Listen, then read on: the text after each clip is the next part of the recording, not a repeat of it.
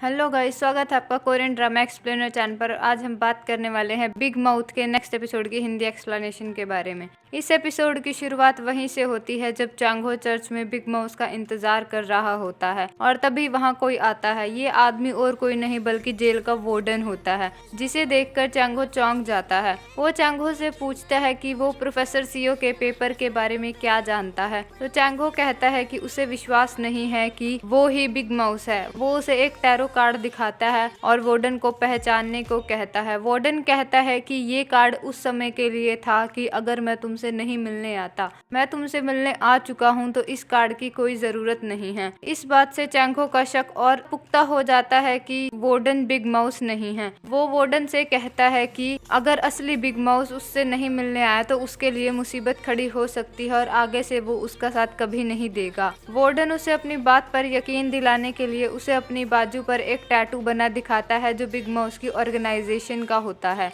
वो कहता है कि वही बिग माउथ है, तो चांगहो कहता है कि लीडर कभी अपने ऊपर ऐसे काम नहीं करता और उसे पता है कि बिग माउथ ने ही उसे यहाँ भेजा है। वो कहता है कि वो उनकी मदद नहीं करेगा। ये बोलने के बाद वो वहाँ से बाहर आ जाता है और हमें पता चलता है कि चांगहो ने ये सारी बातें रिकॉर्ड की हैं। फिर हमें मीहो को दिखाया जाता है जो जेरी से मिलने हॉस्पिटल जाती है। वो जेरी से कहती है कि अगर वो ठीक होता तो चांगहो के ट्रायल में उनकी मदद कर सकता था। जेरी कहता है कि वो उनकी मदद जरूर करेगा और वो बताएगा कि बिग माउथ कोई और है जिसने उसे ये काम दिया था। ये सुनकर मीहो खुश हो जाती है और वहाँ से चली जाती है। फिर हमें मेयर को दिखाया जाता है जो एल्डर की दिखाई हुई उसी मूवी को देख रहा होता है और एक सीन पर आकर रुक जाता है। उस सीन में एक फैमिली खड़ी होती है जिसमें एक छोटा बच्चा भी होता है। हमें पता चलता है कि ये छोटा बच्चा और कोई नहीं बल्कि मेयर ही है और फिर एक फ्लैशबैक चलता है। उस फ्लैशबैक में एक गाड़ी में आग लग रही होती है और वो बच्चा उसे देखकर रो रहा होता है। उस गाड़ी के अंदर मेयर के दादाजी होते हैं जो जल चुके होते हैं। फिर ये फ्लैशबैक खत्म हो जाता है और मेयर अपनी बातों को याद करके रोने लगता है। तभी वहाँ जीहुन आता है और जबरदस्ती उस रूम में चला जाता है जहाँ मेयर होता है। वो मेयर से पूछता है कि वो क्या प्लानिंग कर रहा है। वो कहता है कि अगर उसे प्रोफेसर सीओ का पेपर मिल गया था तो वो इतना नाटक क्यों कर रहा था। वो उससे पूछता है कि वो एल्डर का सारा बिजनेस हथियाने की फिराक में है।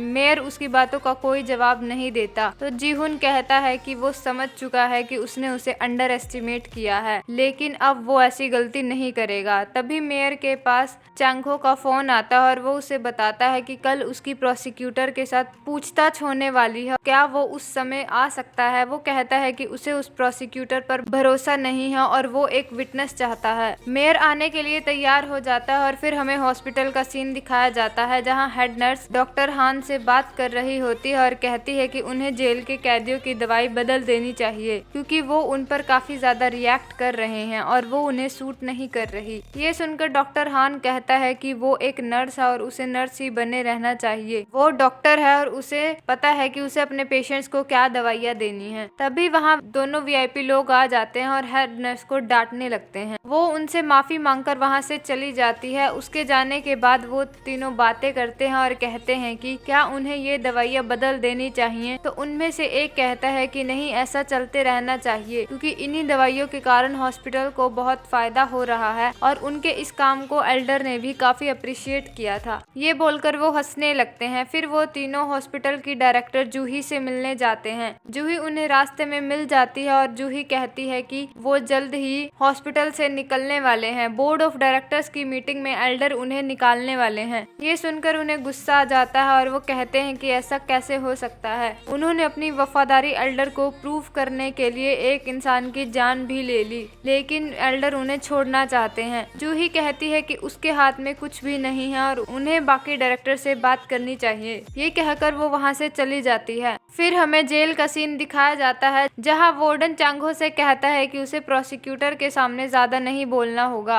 अगर उसने कुछ ऐसा बोला जो उसके लिए खतरनाक हो सकता है तो उसका खामियाजा सबको भुगतना पड़ेगा। चांगहो कहता है कि वो सब कुछ सोच समझकर ही बोलता है और फिर वो वहाँ से चला जाता है। फिर हमें हॉस्पिटल का सीन दिखाया जाता है जहाँ जूही अपने ऑफिस में आने लगती है और उसे एक वीआईपी मेंबर अपने ऑफिस में बैठा मिलता है। वो उससे पूछता है कि क्या बोर्ड ऑफ डायरेक्टर्स की बात को चेंज नहीं किया जा सकता, क्या वो हमेशा डायरेक्टर नहीं रह सकते। तो जूही कहती है कि बात बात अब उसके हाथों से निकल चुकी है। अगर वो खुद को बचाना चाहता है तो उसे एल्डर से बात करनी चाहिए। जूही के ऑफिस से निकलने के बाद वो उन दोनों वीआईपी लोगों के पास जाता है और कहता है कि जूही को इन दवाइयों के बारे में कुछ नहीं पता। असल में वो जूही के ऑफिस में ये पता करने जाते हैं कि क्या जूही उन ड्रग्स के बारे में जानती है जो जेल के कैदियों को दिए जा रहे हैं। उन्हें पता चलता है कि जूही को इस बारे में कुछ नहीं पता और वो खुश होने लगते हैं। बातों बातों में वो हेजिन का जिक्र कर देते हैं, जिसे सुनकर डॉक्टर हान दुखी हो जाता है और वहाँ से चला जाता है। फिर हमें वार्डन को दिखाया जाता है जिसके पास नर्सिस के रिज्यूमे आते हैं। उनके अंदर एक मीहो का रिज्यूमे भी होता है, जिसे देखकर वो चौंक जाता है। गुचन यूनिवर्सिटी हॉस्पिटल की 2 नर्सिस भी जेल में हेल्प करने के लिए अप्लाई करती हैं। मीहो जब वहां पहुंचती है तो उन दोनों को देखकर चौंक जाती है। गुचन हॉस्पिटल से हेड नर्स और एक और नर्स आई होती है। हेड नर्स कहती है कि वो मीहो के साथ काम नहीं कर सकते। मीहो भी यही जवाब देती है तो वार्डन कहता है कि वो उनके काम को देखने के बाद उन्हें इस जॉब पर रखेगा। इधर साइको किलर उन्हीं दवाइयों को ले रहा होता है और ग्राउंड के अंदर बैठे दूसरे लोगों से लड़ने लगता है। वो एक कैदी को पीट देता है और उसे खून से लथपथ कर देता है। गार्ड उसे आकर बचाने की कोशिश करते हैं, लेकिन वो गार्ड्स पर भी हमला कर देता है और मजबूरन उन्हें टेजर गन चलानी पड़ती है। ड्रग्स का नशा होने के कारण वो टेजर गन से भी नहीं रुकता और मेन गार्ड की तरफ चलने लगता है। तभी एक गार्ड उसकी गर्दन पर टेजर गन चलाता है और वो बेहोश होकर गिर जाता है, जिसे देखकर मेन गार्ड डर जाता है। वो वार्डन को सूचना देता है कि शायद साइको किलर वाले कैदी को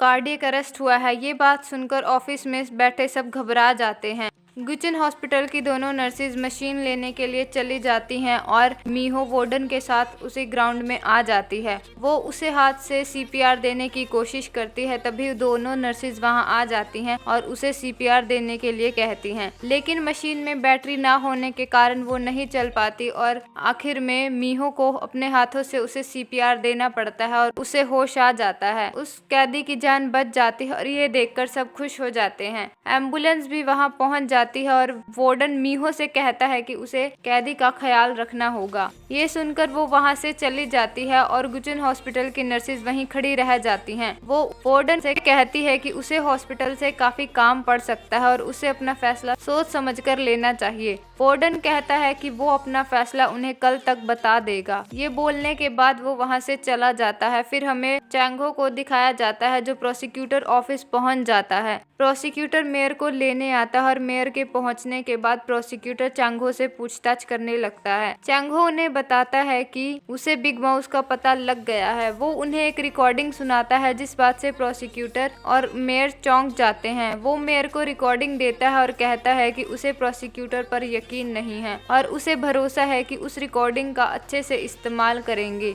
ये सुनने के बाद मेयर उस रिकॉर्डिंग को अपने पास रख लेता है। चैंगहो प्रोसिक्यूटर से कहता है कि उसके ऊपर अभी तक ड्रग्स के इल्जाम क्यों लगे हुए हैं। वो कहता है कि उसे कॉफी में किसी ने ड्रग्स मिलाकर दिए थे और उसमें उसकी कोई गलती नहीं थी, लेकिन अभी तक उस पर वही चार्जेस लगे हुए हैं। मेयर कहता है कि वो उसके उन चार्जेस को हटा देगा। ये बात सुनकर चैंगहो को थोड़ी तसल्ली होती है। चैंगहो कहता है कि वार्डन कैदियों से रिश्वत लेता है और उसके ऑफिस में उन्हें काफी पैसे मिल जाएंगे। इस बात से वो उसके ऑफिस पर सर्च कर सकते हैं और उसे अरेस्ट कर सकते हैं। मेयर चैंगहो की बात से सहमत होता है और वो उसकी बात मानने को तैयार हो जाता है। मेयर प्रोसिक्यूटर से कहता है कि उसे जल्द से जल्द वारंट लेकर वार्डन के पास जाना होगा। इधर जीहुन सब कुछ बाहर से देख रहा होता है।